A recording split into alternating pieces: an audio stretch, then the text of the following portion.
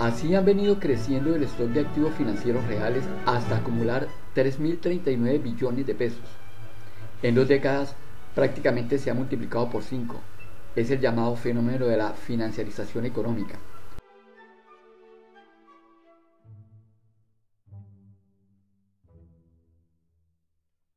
Los instrumentos financieros asociados a la deuda mantienen la primacía sobre los demás, aunque visto desde la perspectiva de la canasta, pierden peso significativamente. A mediados de los 90 la deuda representaba el 70% de la financiación de la economía. Hoy baja al 53% con tendencia a seguir perdiendo protagonismo. La financiación por vía de inversión bursátil y accionaria no despega. La posición neta de los actores. Como lo observamos anteriormente y ahora en perspectiva histórica, los hogares siempre han liderado la irrigación de recursos a la economía. Sin embargo, pierden protagonismo frente a los extranjeros como proveedores de recursos. Comienza a ganar protagonismo el sector financiero, el agente natural de la intermediación de capitales. Si bien ellos toman recursos de los demás actores, la alta generación de excedentes y una conservadora política de reparto de dividendos les permite ser aportantes netos de recursos. Y los extranjeros, que históricamente han aportado más que las familias y luego de un bajón de finales de los años 10, hoy retoman el liderazgo y con más fuerza. Por el lado de la demanda de recursos, las empresas, luego de un estable nivel de demandas externas, activan su captación al punto de que en 8 años duplica el monto de recursos tomados de la economía. Este acelere se explica porque los recursos en su mayoría van a inversión productiva y a otras inversiones no fijas ni convencionales, como ya lo vimos. Y se aprecia cómo el gobierno aumenta aceleradamente la captación de recursos para fondear el gasto. Bien, dado que la deuda aporta más de la mitad de la actividad financiera, vamos a ver cómo ha sido su dinámica. Al 2014, la deuda acumula 1.602 billones de pesos. Aquí vemos quiénes ponen la plata y quiénes la toman. 3 lustros atrás, la situación era así.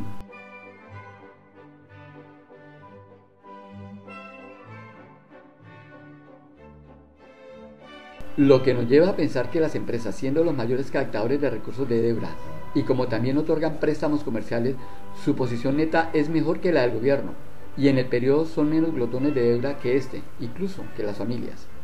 Recordemos que las empresas hacen inversiones de diferente tipo y estas se fondean con capital accionario y préstamos principalmente, y los préstamos pierden peso y están siendo sustituidos por capital accionario.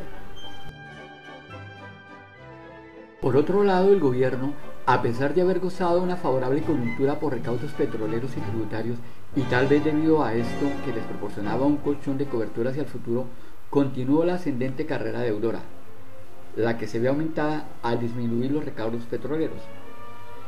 Ahora veamos las perspectivas de la financiación empresarial desde la óptica de las empresas. No es redundancia. Recordemos la composición actual de la inversión total de la empresa.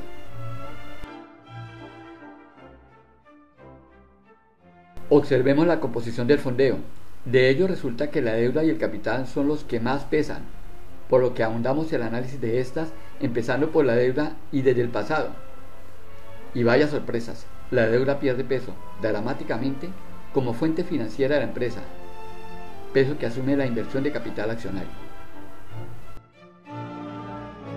¿Por qué la deuda, pese al subsidio tributario, pierde atractivo como fuente de fondeo empresarial?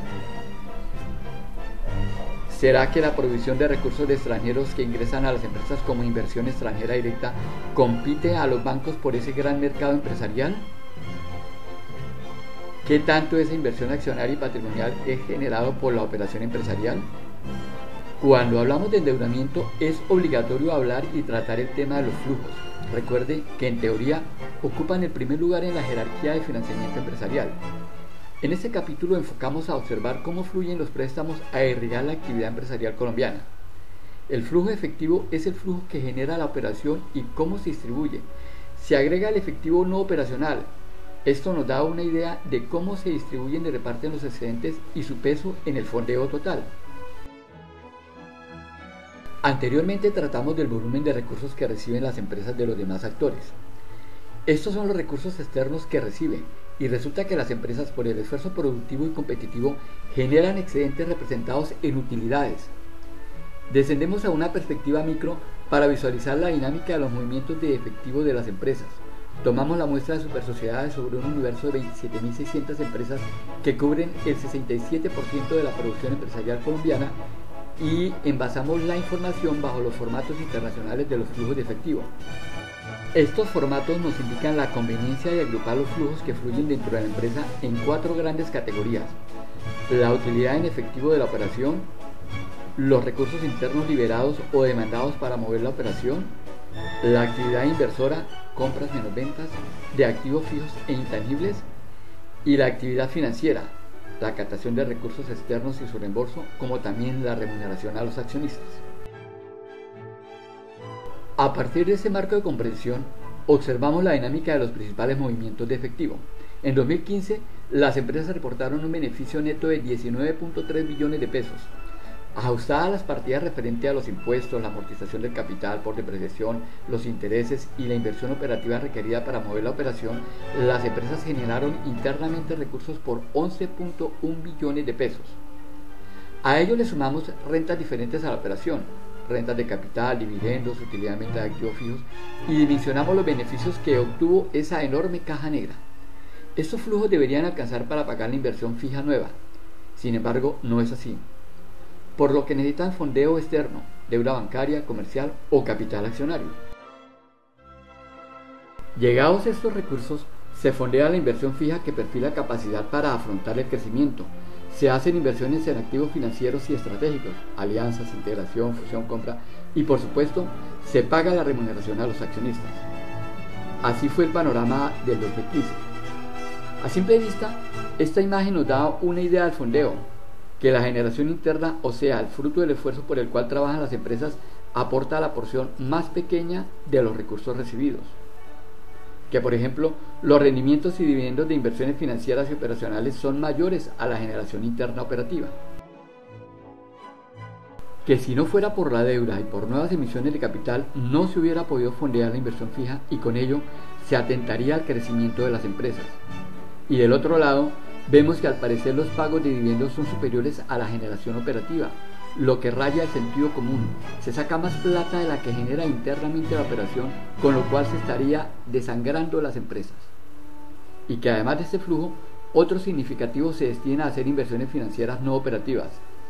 Estas y otras observaciones son válidas a la vista de esta realidad y nos da un referente, al que podríamos ampliar si vemos la película con algo más de extensión, por ejemplo, los últimos 5 años.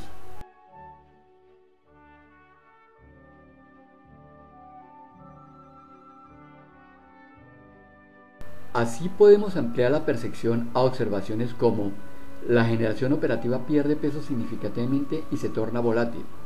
La renta de la propiedad, o sea, los ingresos distintos al objeto social, hacen aportes más estables y crecientes como fuentes de fondeo. Podría ser preocupante, ya que si esta fuente es más consistente en el tiempo y además es expansiva, pues más bien dediquémonos a esto y olvidémonos del esfuerzo por cumplir el objeto social. Sin embargo, desde una perspectiva integral, esta diversificación de ingresos soporta los malos tiempos.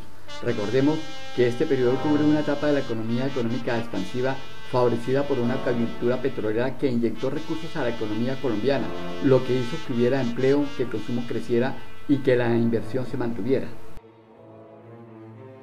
El fondeo por deuda, que parece obedecer a coyunturas, tiende a perder peso, como ya lo habíamos observado antes. El capital nuevo por emisión de acciones gana peso. El aparato empresarial viene experimentando un sistemático y cíclico de crecimiento en la generación operativa en relación al volumen de actividad, que al 2015 desciende al mínimo histórico.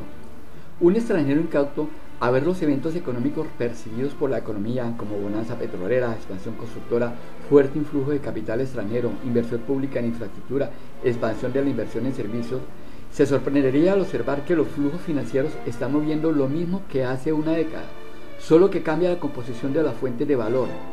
Y lo que resulta curioso y preocupante, cada 100 pesos de venta genera menos en efectivo. Vamos al lado del uso de los fondos. La inversión fija es quien se lleva más recursos, aunque cayó severamente en el último año. Los pagos a accionistas han sido inerciales e indiferentes a la generación operativa. La inversión financiera, que aunque constantemente se recicla y no es fungible, como sí lo es la fija, ha mantenido su cuota gracias al cual esa acumulación genera las rentas que soportan la solvencia cuando las utilidades del esfuerzo operativo son débiles.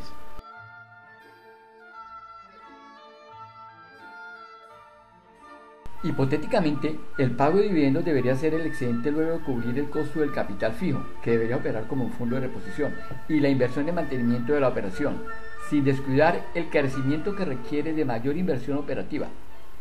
Si la actividad se contrae, ello afectará a la inversión productiva. Si se mejora el ciclo de recuperación o sustituye, por ejemplo, cartera por factoring, se necesita menos capital de trabajo. La realidad de la actividad empresarial nos muestra que indistintamente al nivel de generación interna, el pago de dividendos es inflexible. Esto es así porque el empresario tiene a su discreción el reparto de los fondos ingresados. Sacrifica incluso la inversión fija que perfila el crecimiento, o sea, la castiga por el reparto actual cuando las condiciones son propicias para sacar el dinero. En la medida que aumentan los riesgos, lo que se evidencia en generación interna es preferible sacar hoy lo que se pueda antes que mañana no se pueda. Es simple lógica. Es como un juego de traspaso de valor y de precios de transferencia, incluyendo a las integraciones, trasvases subsidiarias, diferir pago de impuestos, gestionar inversión financiera, tomar deuda arriesgada y, por supuesto, retribuciones a los accionistas sin importar las tasas de retorno. En economías avanzadas sucede algo diferente. Se prima la financiación por generación interna. Los dividendos es resultado del juego costo versus renta de capital. Así, en una lógica sencilla, si una operación renta, digamos, al 10% anual, y si la mejor renta de oportunidad, la mejor alternativa de inversión con riesgo, está en, digamos, en el 6%, ¿qué sentido tiene sacar capital? Por ello, los accionistas propietarios renuncian al reparto de dividendos. Para ello, basta observar la práctica que Warren Buffett en la gestión de Berkshire Hathaway. De esta imagen podemos agregar a otras y comparar vis a vis algunos componentes de esta interesante información sobre los flujos de efectivos de las empresas privadas colombianas. Financiamiento de la inversión fija. Aunque no es un indicador directo, sí se aprecia una tendencia asociada a la expansión de la inversión fija con la deuda nueva. La inversión fija ha sido más que suficiente para reponer los activos depreciados. Sobre el fondo rotatorio de la depreciación. Parece existir un confuso sentido común sobre la depreciación. La inversión se hace y se va depreciando, lo que sugiere que ese valor amortizado constituya en una especie de fondo de reposición, esto es, que llegado el momento que el activo deje de ser útil, la plata que se fue amortizando o ahorrando esté disponible para reemplazarlo. La experiencia muestra que la inversión fija nueva anualmente reemplaza a la vigente y que ese monto es superior al valor de la depreciación. Así, al comparar vis a vis, hay una inversión marginal que soporta un crecimiento real de la actividad. Y los recursos reservados en ese fondo hipotético de depreciación no están, se fueron a otros fines. Por ello, los recursos para inversión fija han de levantarse por fuera, sea mediante préstamos de bancos o las nuevas emisiones de capital. Mientras los aportes de capital muestran una onda sinuosa asociada a las expectativas de rentabilidad en la que se invierte por un corto tiempo, luego del cual las rentas efectivas, al no cubrir las expectativas, desalientan la inversión. Llegado a esta cima, una nueva fiebre inversora reinicia las apuestas. En tanto, los recursos de deuda mantienen una consolidada cota luego del cual se dispara, para luego caer dramáticamente. ¿Qué pudo haber pasado? Si bien el fondeo por deuda ha soportado buena parte de la operación, el capital propio toma el liderazgo en la financiación. Tal vez el excesivo endeudamiento obliga a balancear la estructura de capital. ¿Recuerda la teoría de balance que mejor agregue valor y evite los juegos de deuda?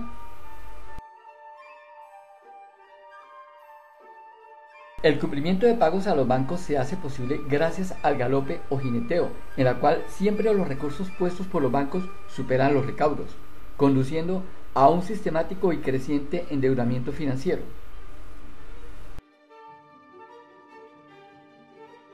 Mientras la utilidad empresarial disminuye, aumenta la velocidad del ordeño.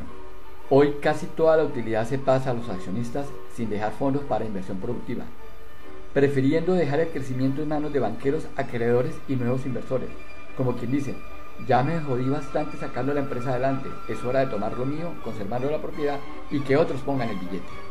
una actitud para algunos irresponsable, para otros justificada. La utilidad que genera la operación, la utilidad neta, sale casi toda a remunerar a los accionistas. Los beneficios de la inversión no operativa, aunque pueda ser estratégica, van a engordarla aún más, no se reciclan a la operación. Como estas son rentas libres de impuestos, porque antes de ser recibidas como dividendos ya se descontaron los impuestos, responden tal vez como estrategia de transferencia de costos para eludir cargas tributarias. Así que los resultados del esfuerzo operativo se reparten a los accionistas y las rentas no operativas retroalimentan las actividades no operativas. Nos queda pues que la ampliación del capital fijo la fondean los bancos. En suma, los viejos inversores utilizan esta caja negra como ordeño, dejando pues los riesgos a los nuevos inversores que inyectan capital. Como lo vimos, la rentabilidad de la operación ha disminuido en tanto el flujo de dividendos parece indiferente al resultado empresarial.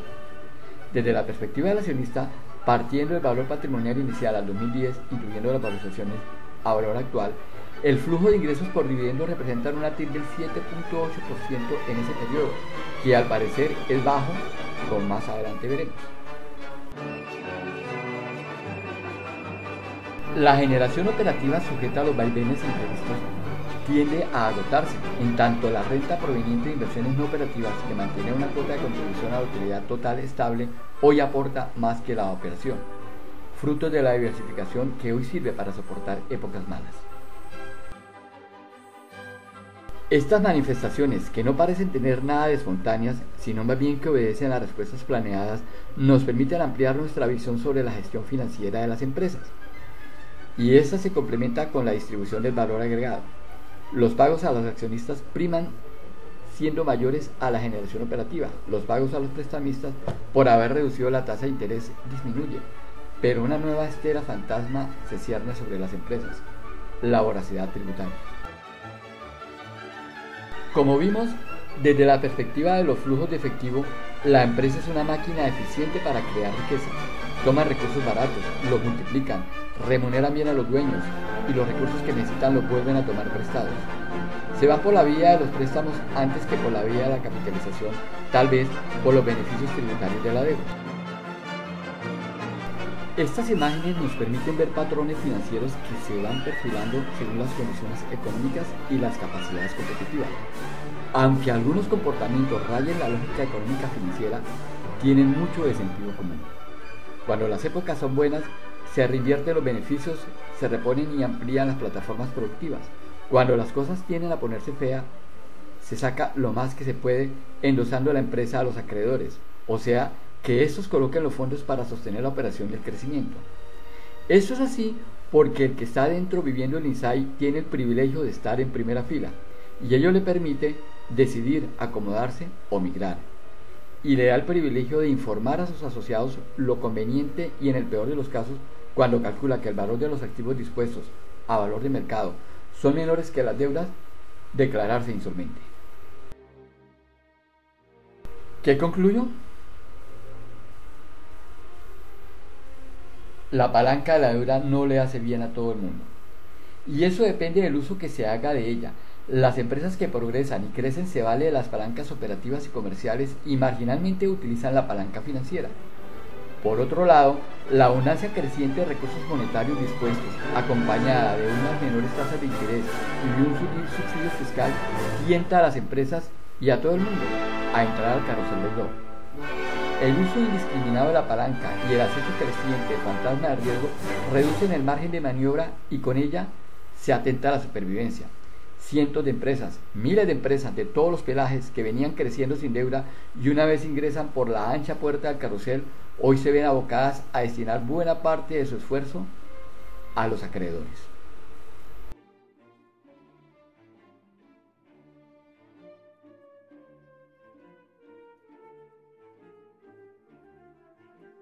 El efecto de la palanca no se manifiesta con potencia en la productividad, la competitividad y el crecimiento, y por ende en la rentabilidad. Un vistazo general nos muestra que a medida que sube la palanca deudora, disminuye la rentabilidad empresarial. Esto nos tienta a una explicación simplista, que la deuda no apalanca el desarrollo empresarial. Esto es una parte de la verdad. hay más desencadenantes al desarrollo y la supervivencia, como veremos a continuación. Nuestra hipótesis de trabajo, la deuda como principal fuente de financiamiento de la actividad empresarial y como activante del futuro, parece deslizarse por el camino de las confusas conveniencias subjetivas y los juegos de la deuda, por lo que habría que mirar más evidencias para validar o rechazar esta hipótesis, o mejor dicho, para ver qué otro paradigma puede activar con más potencia el tránsito al futuro. Como el flujo financiero, sea de deuda o inversión de capital, seguirá pautando en el futuro, veremos más juegos financieros y de deuda. Que vaya a haber más exigencia y esquemas más profesionales de estructurar proyectos y solicitudes de fondos y una mayor vigilancia sobre los riesgos, le agrega un condimento adicional al juego financiero. Así que las apuestas seguirán subiendo, más apostadores y quizás más vigilantes estarán en el casino y más inteligencia se les dará para cañar a los aportantes del capital.